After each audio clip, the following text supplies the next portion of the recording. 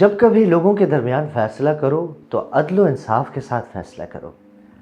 سورۃ النساء کی اس آیت میں بین الناس کہا گیا، جس کا مطلب عدل صرف مسلمانوں کے درمیان ہی نہیں بلکہ ہر انسان کے لیے ہے، چاہے وہ مسلمان ہو یا کسی بھی مذہب سے، دوست ہو یا دشمن، عرب ہو یا عجم، کالا ہو یا گورا۔ عدل انسانیت کا حق ہے اور اسلام ہی نے دنیا کو یہ کامل تصور دیا ہے۔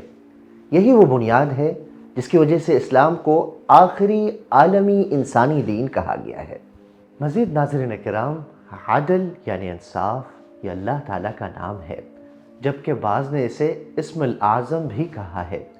یہ اس حقیقت کی طرف اشارہ ہے کہ عدل یعنی انصاف صرف ایک انسانی رویہ نہیں بلکہ اللہ تعالیٰ کی صفت کمال ہے۔ جو بھی معاشرہ اس صفت کو اپناتا ہے تو وہ دراصل اپنے رب کے قریب ترین ہو جاتا ہے۔